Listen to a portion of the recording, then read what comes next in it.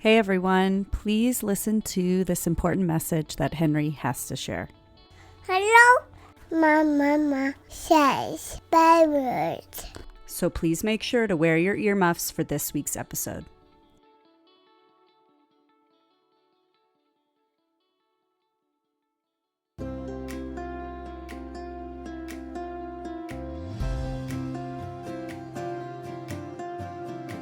Finding the right jeans is hard. Accepting your jeans is even harder. Whether you wear boyfriend or bootcut, high-rise or low-rise, this podcast will teach you to love the jeans you're in.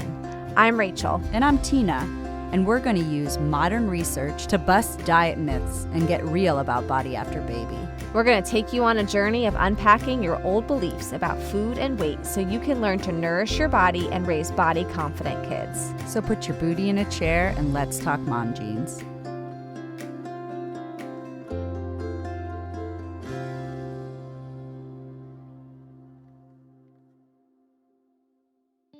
Hey listeners, we are excited to tell you about this amazing brand we just discovered called Dia.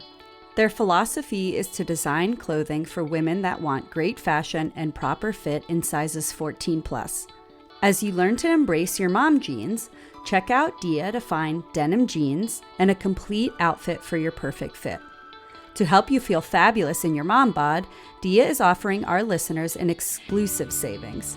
To get 30% off, head to dia.com, that's dia.com, and use our code MOMGENES, MOMGENES.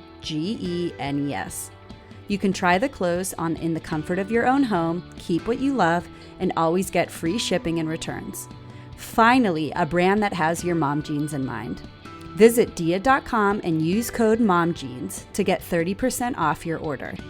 Dia is excited to work with us this season, so head to dia.com and use code MOMGENES to receive 30% off your next Dia order. Okay, now to our episode. We are in a series called Your Story, where our guests will be sharing the story of healing their relationship with their body. Each person's story is unique to them, and we are humbled by their vulnerability and willingness to join us in this space.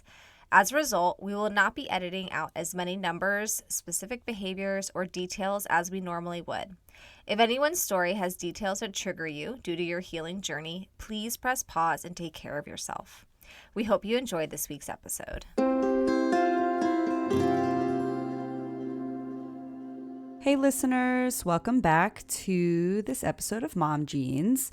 Today we are excited to welcome Vanessa Hillis and hear their story of body acceptance, or as they bring up, the concept of body neutrality. This interview really dives into the many social constructs, especially gender ones, that impact our body story. We are all born as just bodies and souls, and then social constructs, opinions of others, fears, and skewed values from loved ones all impact our awareness of our body and the development of our relationship with our bodies. Vanessa's story highlights how commonplace it is for those assigned female at birth to have a negative body image and to participate in disparaging conversations with other females about our bodies, which confuses us in our pursuit of body neutrality, body trust, and appropriate separation from our body as our entire identity. We want to share this quote from the blog Eating Disorder Hope. For a marginalized group, consolidating such a stereotype against one's identity can be challenging, and often individuals experience feelings of dissonance with who they perceive themselves to be and who they want to be. Clearly, body image has a connection with some of these societal norms and expectations. Members of the transgender community are at a high risk for developing eating disorders or engaging in disordered eating for a variety of reasons, including societal norms, body image, identity issues, perceived control, to regain control, feeling underdeserving of nourishment. Yeah, on the surface, it might seem as if one's relationship with food and exploration of their gender identity seem unconnected. But as you will hear Vanessa share, the nuanced connection is one that needs to be studied more and spoken of way more often. Overall, the discomfort one feels of being in one's body can come from a variety of sources, and healing this discomfort comes from exactly what we were discussing this season: how one's body story was developed and what steps they are taking to rewrite the story in a preferred narrative that makes them feel empowered, free, and the author of the story. Vanessa shares in this episode an amazing quote, and we challenge you to listen to the episode and see where you can find it. I want to think about my body the same way I think about my kneecaps. I'm going to tell you a little bit more about Vanessa before we jump into the episode. Vanessa Lynn Hillis is a trans non-binary parent and partner who started their body acceptance journey after giving birth to their daughter in 2018. Lately, they've been finishing up a master's degree in public policy while working as an operations consultant and playing a fair amount of Animal Crossing New Horizons. Let's get to it.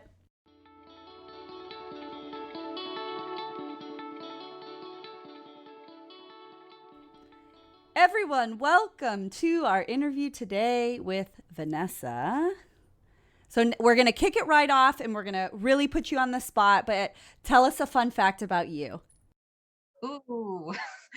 Oh, I've got one. I can only whistle in. I can't whistle out. So I can't whistle in. There you go. That is I great. can't. I love it.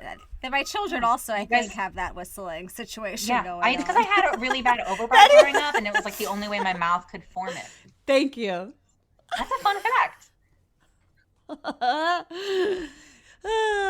Anyways, okay. Well, we are going to jump in with our questions for today. So, can you share with our listeners and tell us your body acceptance journey and what has motivated you to embark on that journey? Yeah, I mean, I think like a lot of people socialized as girls in this culture, I grew up with a lot of messaging that there were things wrong with my body and that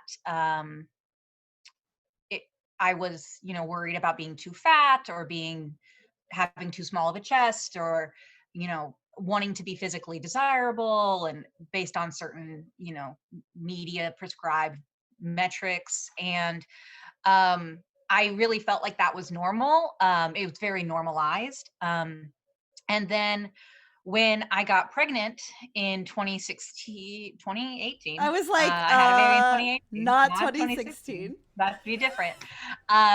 When I was pregnant, and then once I was visibly pregnant, I experienced a level of body confidence that I had never experienced before. And it wasn't just because I felt good and I was excited about my pregnancy. It was definitely being reinforced by external feedback from people. So, when you're visibly pregnant and you're out at the store, or when I was, people would smile at me and like look at me and just approvingly. And there was so much warmth and love coming from people because of some way that my body looked. And for the first time, I started feeling comfortable with wearing skin tight clothing and wearing clothes that,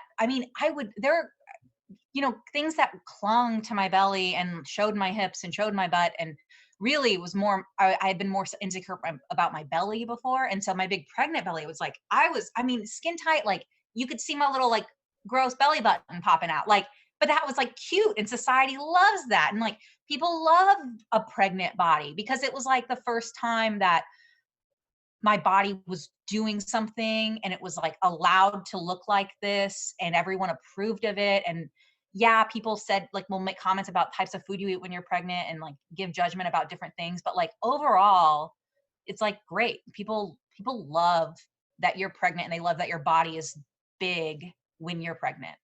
And, or at least in my experience. And it's like, it felt really, really good. And I remember that feeling. And then after I had the baby, and towards the end, people, I had other pregnant friends and they would talk about like worrying about the changes that were happening to their body. And I wasn't really worried about mine. Like I didn't get stretch marks until the very last few like days, I think. And like, I wasn't, I'd always felt big. And so I wasn't really worried about like ending up bigger than I started after the pregnancy because I was like, whatever, like I could lose weight again or, like people, I just felt like I wasn't really worried about that. But then after I was done being pregnant, after I had a baby, it was like my body was immediately subject to monitoring and criticism again. And it wasn't direct. No one was saying like, it wasn't, no one was saying specific, like, you should lose weight, but that's like absolutely the message of get your body back, or even like positive things like love your mom bod or love your tiger stride, like all these things like about the way your body looks. And either positive or negative. And I remember I went to my husband's work Christmas party 5 weeks postpartum, which What? looking back, I'm like, that's crazy. I my don't know why. I was gosh. just like, I was like, I planned it in advance. I was like, I'm definitely going to go. I'll be fine. It was like such a weird night.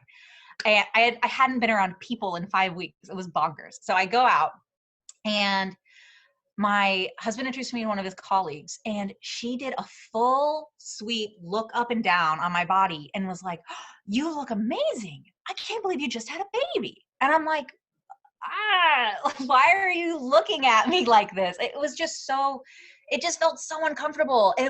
And she was approving, and I got a lot of approval right after my pregnancy as well, because my quote body bounced back, which just meant like, I feel like I was always just kind of big. And so being a little bit bigger after pregnancy, like, didn't seem unusual for my body. I don't know, like, but there was all this weird approval or judgment or all these messages about my body again. And my body was no longer right. My body was no longer just fine and perfect, because it was no longer doing something important, like making a person. It was just a body that, carried me around and like helped me live my life. And, all the stuff that bodies do that are really, really great, but nobody cares about because it doesn't look a certain way, or I don't know. Right. It's interesting that you say that you bring up the two dichotomies where it was like, okay, I've always struggled with my body image and it's been under this scrutinous eye.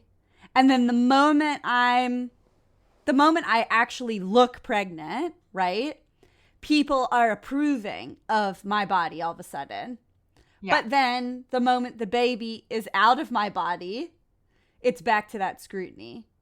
Absolutely. Yeah, absolutely. And I think that, like, that feeling of lack of acceptance, like having felt it during my pregnancy and then losing it, really made the returning to the baseline level of monitoring and criticism and external messages about my body, that made it so much more distinct. It made it so much more obvious to me. Before, it had just felt like a baseline of, whatever, this is just the way the world is.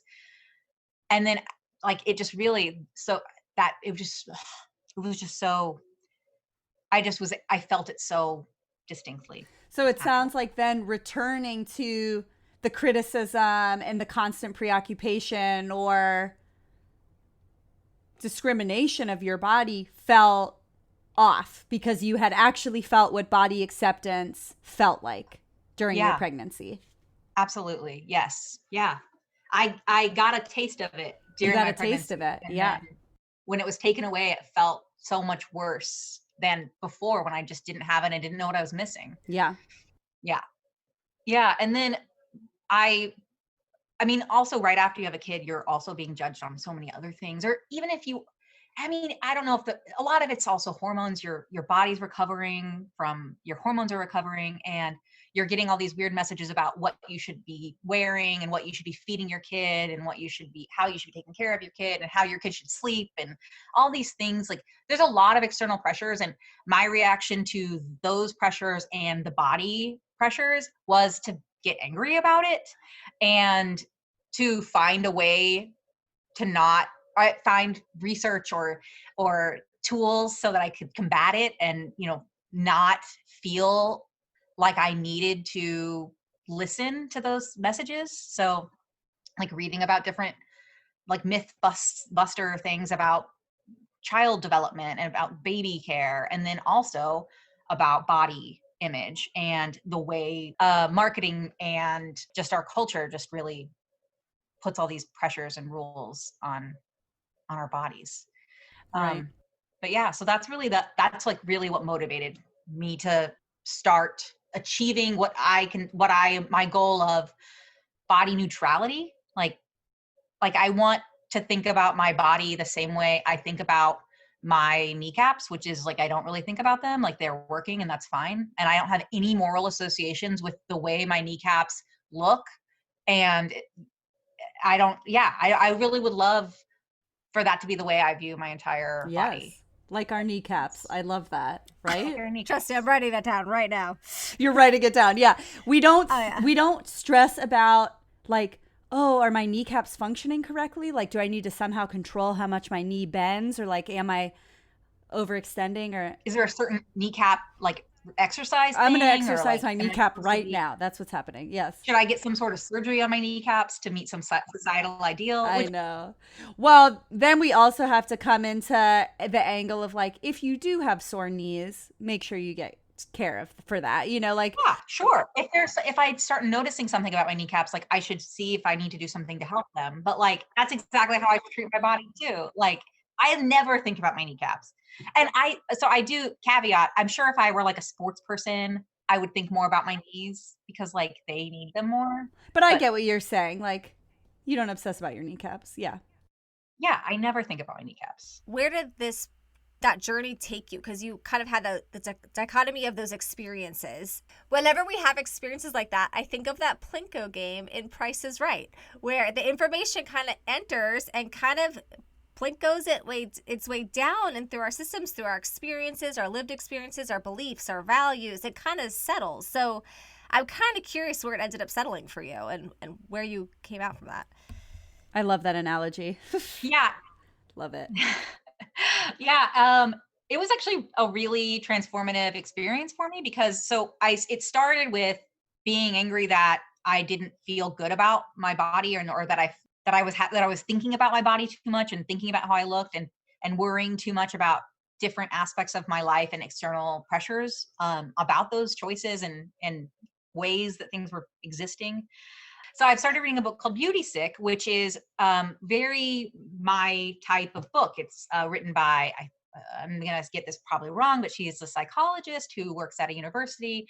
And she did all of these psychological studies on willing participants who were students of the school. So the caveat is and she even makes this caveat herself, it's a very cis, hetero, white, young pool of respondents, and so she has all these studies, and then the book also has all these like anecdotes and interviews with people, which is not as much my preference, but it was nice to have it in there, and she like researches how body positivity works, like quote body positivity and the body positivity movement, and different strategies people have used to combat body self-consciousness, and like, oh, like they're photoshopping too many images, like maybe if we add a disclaimer on photoshopped images, it'll make people feel less upset about it, or like women will feel less a need to compare themselves to that image if they know it's photoshopped. And through all of her studies, she found that like most of these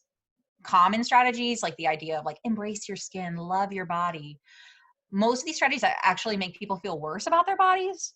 So even like physical compliments make people feel worse about their bodies and about their appearance through these studies, through these like responses from people. And it's a subconscious reaction. People, when a person is physically complimented, especially women, or people perceived as women, they get more self-conscious about their appearance. So when a woman is physically complimented about, let's say, her shirt or her hair or her weight loss, she becomes, even if she's flattered by that compliment and she thinks it feels good, she also becomes aware again that she's being monitored. Her appearance is being constantly monitored by society, and it's up for people's approval. So when getting an external approval from someone you did not ask external approval from is just another reminder that you need to be pleasing people with the way that you look. And so through like thinking about that and like digging into the things that I was doing to make people happier or to please people with my appearance, I started really digging into just these certain rules I had created for myself about, things I was and wasn't allowed to wear, and ways I was and wasn't allowed to wear my hair, or with makeup choices, or the amount of weight I was allowed to have in my body. Because I have small breasts, so I couldn't ever be, and I have the kind of breasts that don't grow when I gain weight. So I have to stay thin because I need to be, if I have small breasts, I have to be thin because I can't be a big person with small breasts. Like they're not going to get bigger. Well, I had all these rules for myself based on what I thought was acceptable for my body to be. And in digging through those rules, I realized, and I think just with, as part of this process, I was just really thinking about the way I viewed myself. I realized that I am trans non-binary. So it really kind of blew my mind on June 9th of 2019. I realized I am trans non-binary, and I have always been trans non-binary. And I really think that I didn't figure it out sooner because of internalized homophobia, sure. But also, I really think that it was so normalized to dislike and feel uncomfortable with my body. It was so normalized for girls to just think like, oh, my body's weird and I just feel awkward, or I'm just not pretty enough, or I don't feel, I want my boobs to be bigger. It's so normalized in our society to just not like your body that it just felt normal to not like my body. And it felt normal and there are all these pressures from the outside world saying you should wear this, you shouldn't wear that. So it felt normal to me that I had all of these specific rules for myself. And not until I started digging into this did I realize that some of these rules weren't really about body image, they were about gender.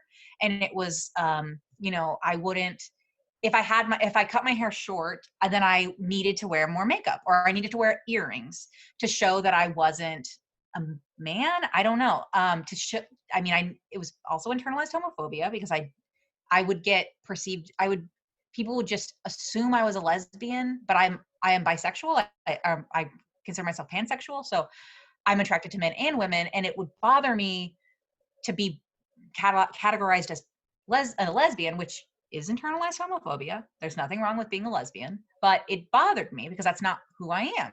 And it bothered me when people would assume that. So I followed these rules that made it less likely, or made people think, or that made me present more female. I think for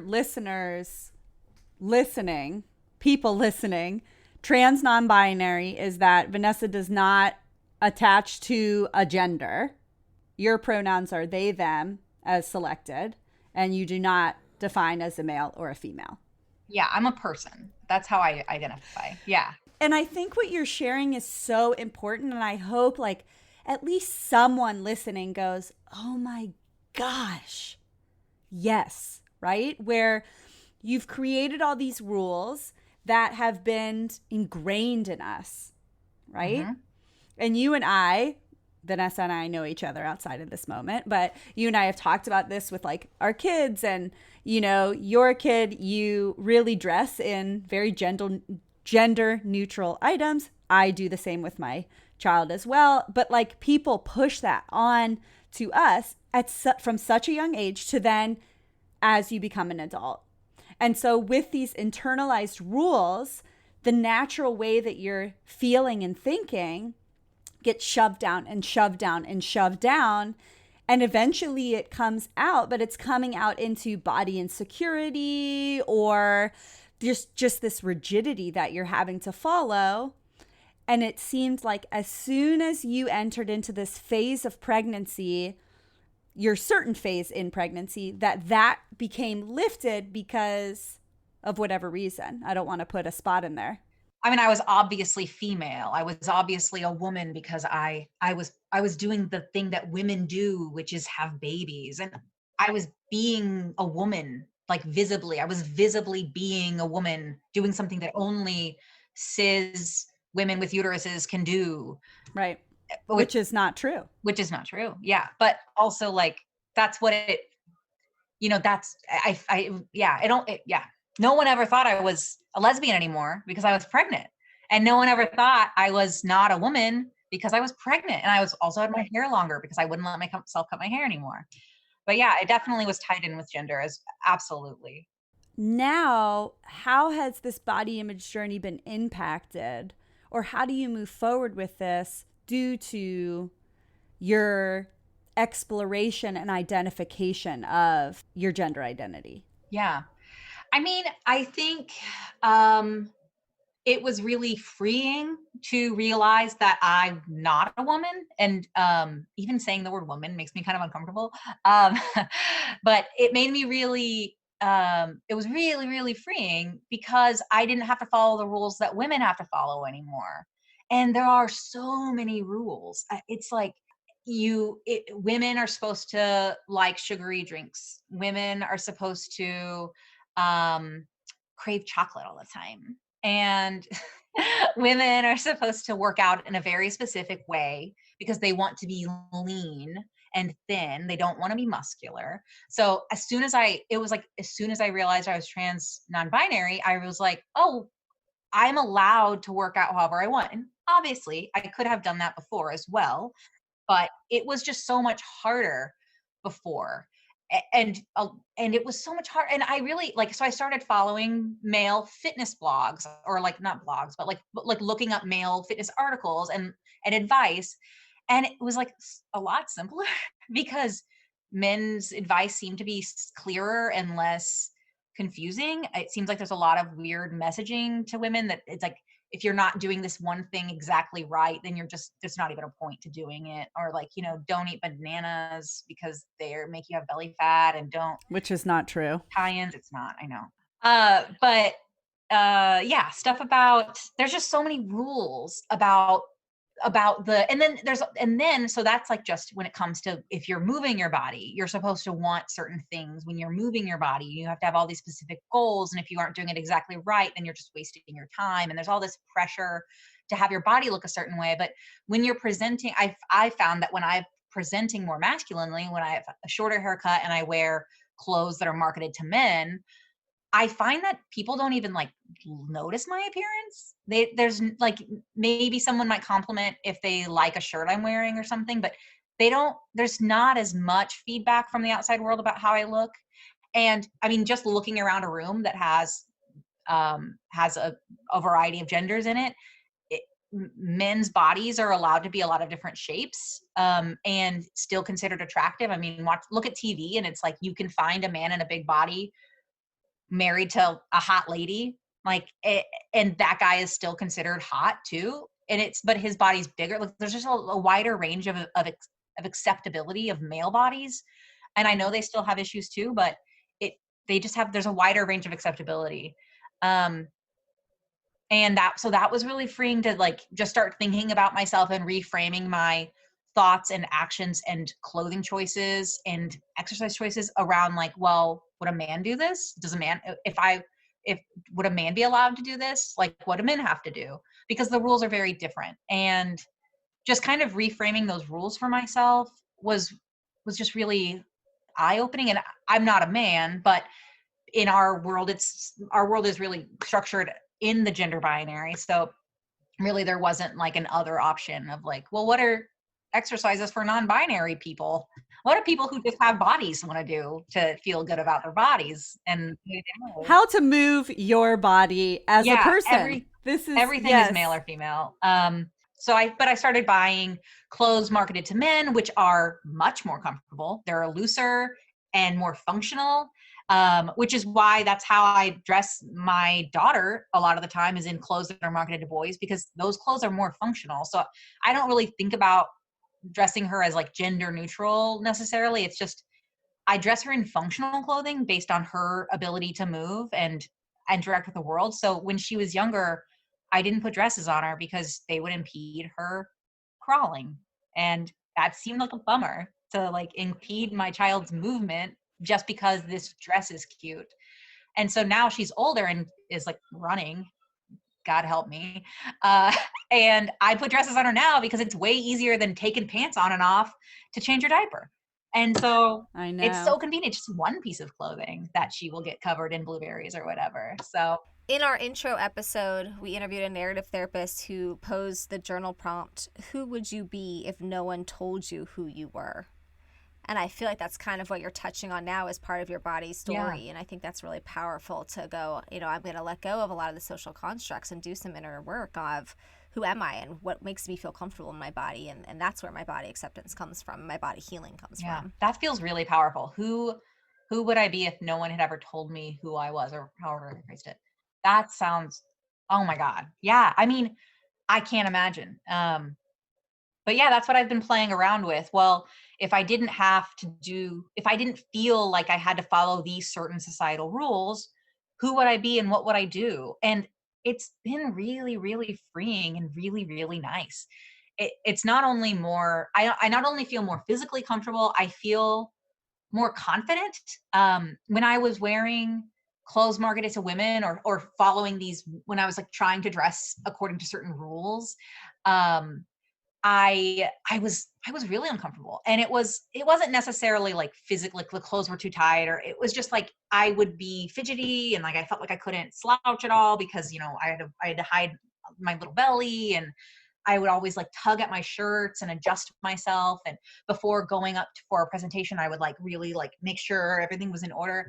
And I realized once I started wearing clothes that were more comfortable, and those were all typically clothes marketed towards men, or clothes that didn't fit the rules that I had set for myself before. So looser fitting shirts and pants with really good pockets, which are usually pants that are marketed to men. I realized I wasn't monitoring my own body as much. I stopped really looking in the mirror because I knew I didn't have anything to do in the mirror. Like there was no makeup, there was no hair to adjust. Like I didn't need to look in the mirror because I already looked fine. Like there was nothing, I didn't need to check myself. I wasn't having to adjust my clothing. I it was nice. It was just like a whole bunch of brain space freed up to do other things. How do you feel like if you do get pregnant again, how do you feel that experience will be for you now? I think it'll still be horrible and great, just like all pregnancy. I don't know. I so it's weird. I realized the last 4 months, 5 months, where are we in this quarantine journey? I've been cloistered in my home. I'm extremely privileged. My family's extremely privileged. We have not had to leave the house since March. I have gone out for a couple of things tentatively, and it makes me so scared. I don't do it anymore. We've been able to do grocery delivery. My husband works from home. Everything I've done is virtual. We are extremely privileged. I have realized that living in this house bubble where I'm not interacting with the outside world, I feel so much freer. I was like, wow, I feel really like I haven't felt weird about gender in a while. Like I don't feel weird at all. And I'm like, oh, it's because there's no one from the outside telling me how to feel or what I'm supposed to look like or giving me feedback on my body that I didn't ask for. And it's been really, really nice. So it's hard to imagine being pregnant and out in society again, because it's hard to imagine being out in society again. Um, I do know that sometimes, like at the beginning, I know it's only been a year. I'm still in the beginning of my gender journey. So at the very beginning, I definitely felt really defensive if I was wearing all male clothing and someone still she'd me, because I don't really get bothered by strangers using she pronouns with me, because what do they know? Like I'm just a person, and our whole society is structured around that. That doesn't mean it's okay. I'm just saying it doesn't bother me. Um, but when someone would she me, I don't think I was ever he'd, which is crazy because I was wearing all men's clothing, and like trans men exist. Like why didn't it was I just felt very unseen.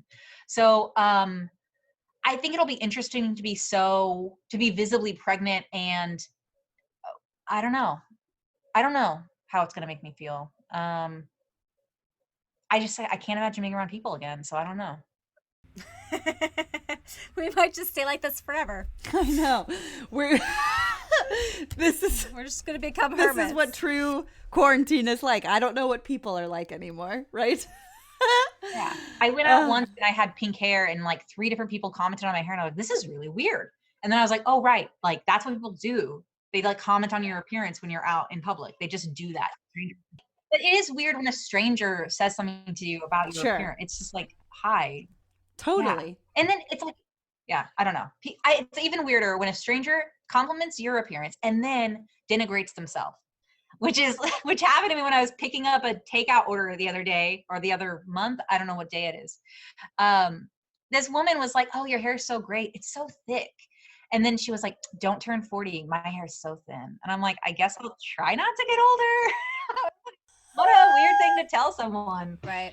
And I was like, why are Oh you? my, it just shows that Right. inner Yeah. body, that inner And that's the insecurity, thing about right? being a woman too. Like, you're supposed to hate your body. You're supposed to talk bad about it. I've never heard my husband and his guys go out surfing and be like, "Oh man, wish I had your whatever." Like, I hate my whatever. They just are like, "Dude, let's move." So Let's shred the gnar, man. yeah, exactly. But again, it's a social construct. This is how females are supposed to talk and supposed to look and supposed to interact and communicate, and there's so many social constructs that I think we go about life without even realizing until to your point, your body acceptance journey made you take a really good critical lens at all of that. So could you share with us a little bit about your why, quote unquote, for healing your relationship with your body? Yeah. Ultimately, my why is me, because I deserve to be happy and to feel good about myself, and to feel vital and strong and healthy. Like, I deserve to feel those things. And so really, I am my why. I I like deserve that to feel why. good. Yeah. You I do. mean, I think I'm also extra motivated by the fact that I am raising a girl child in this world, and um I know society is really hard on women, and I mean, they're hard on everyone. And I want to be the best I can be so that I can heal some of the history of family dysfunction that I grew up within, so that I don't pass any of that down to her. And I mean, I'm sure I'll ruin her somehow, but it's not going to be with body image or with food issues, because she deserves to have a healthy relationship with her body too, and with her food, Yeah. and you know, we all do. So So, what messages, based off of that, why, if you're doing that inner exploration and you're coming to a place that's saying, I'm going to shift this family legacy, like I'm not going to pass it down, right?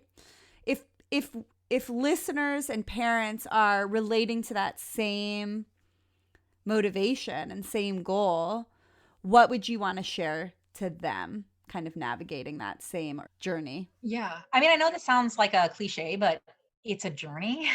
There's no I think I'm realizing there's no end goal. There's not going to be an I'm done moment.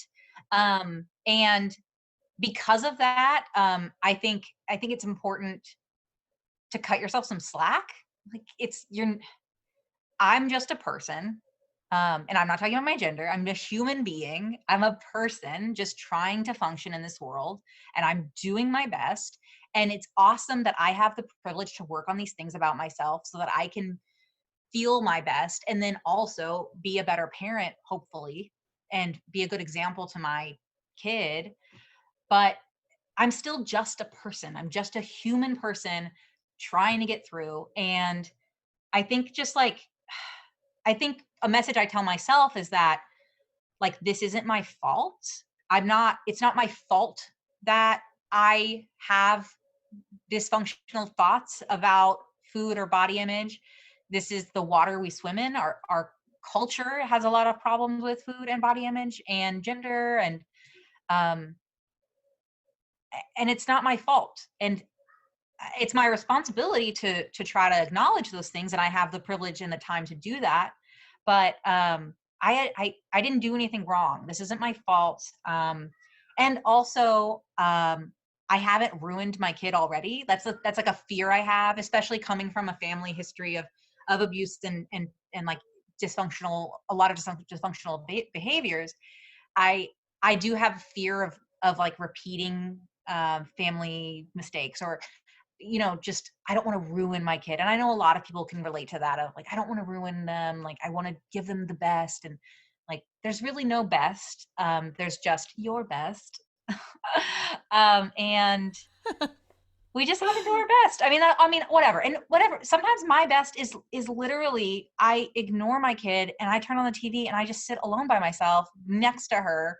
And Yep. that's great. Like, she's healthy and happy and fine. I'm And clapping to I that. am getting a mental break, and I shouldn't feel guilty when I do those things, because she's a kid and she's fine. And I And you are a person and you need that at points. So we've got to throw that in. Yeah. yeah, that's another thing. Once a woman becomes a parent, she's supposed to be super mom and like supposed to care, put her kids before everything else. She's supposed to put her kids above work and above her personal health, and she's supposed to spend hours preparing intricate meals, all of this work. I just heard a quote, mom guilt is a social construct. Yeah, absolutely. And I was like, oh, that's so good. That's so good. Let it go. We've all been watching Frozen. Let it go. But it's a social construct, which is Let it go. interesting, right? Ugh, no, Yeah. you're right. It is a real thing. Mm-hmm. Yeah, hashtag let's watch Moana again. Hashtag let it go, parents. That's mm-hmm.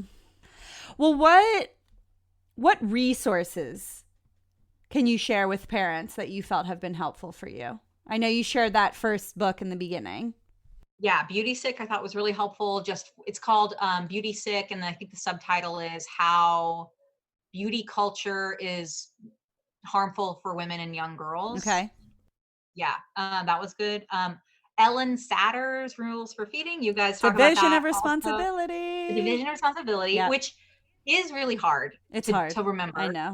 I've been talking with a dietitian who practices intuitive eating and health at every size, and that has been really helpful. But it is hard, and trying to stick to those rules is really hard. Yes. Because I literally I had a meeting with my dietitian, and we had a meeting one week where we talked about the rules, and I was like, yeah, I understand the rules. You give the kid a variety, they pick what they want to eat, if anything, and you give them as much of that as you have available / if you don't want to, whatever, as much of that thing that they want, they're allowed to have it.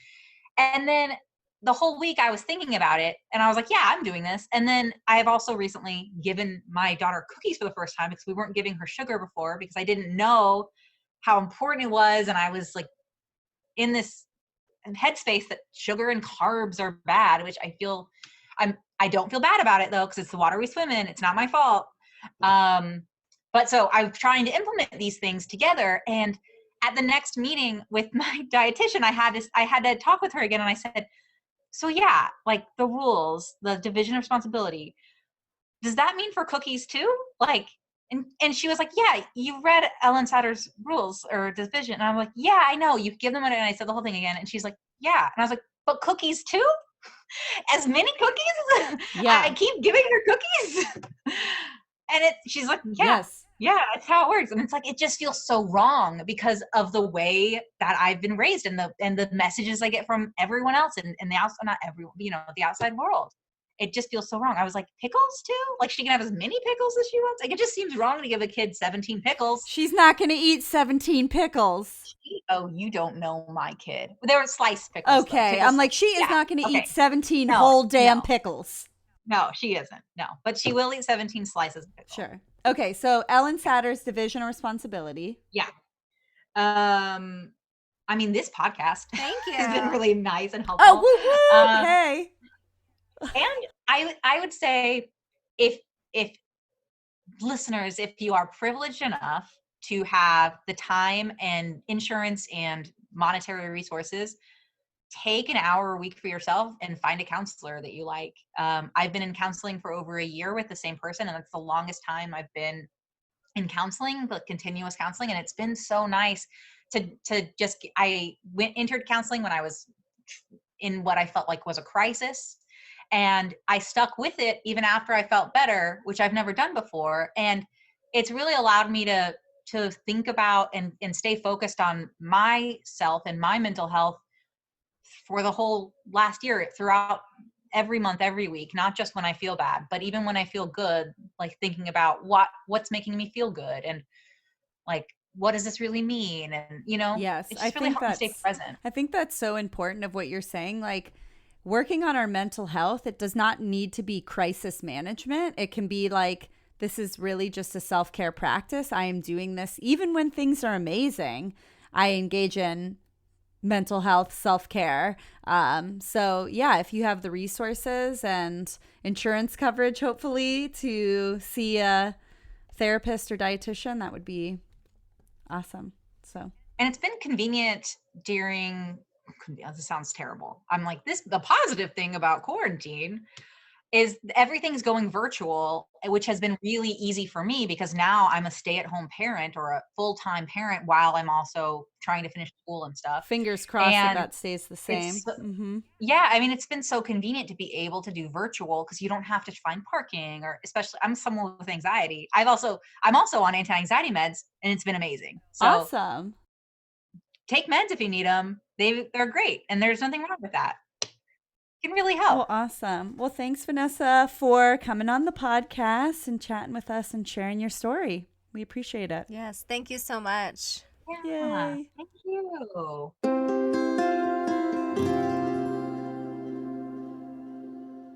We hope you felt inspired and moved by this week's story.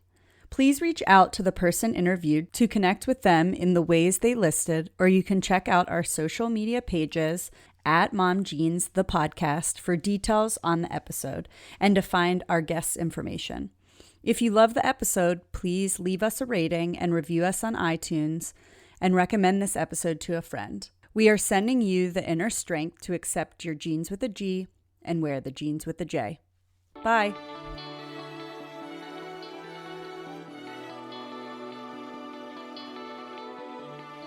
This episode of Mom Jeans was produced and edited by Rachel Coleman and Tina LeBoy.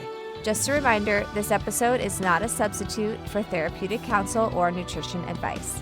Thank you to Jerry DePizzo for the music production. You can find episode information and show notes at www.momjeansthepodcast.com. Follow us on Instagram at Mom Jeans the Podcast and join the Mom Jeans the Podcast Facebook group to find a community of mamas learning to love their bodies and discussing the episodes. Thank you.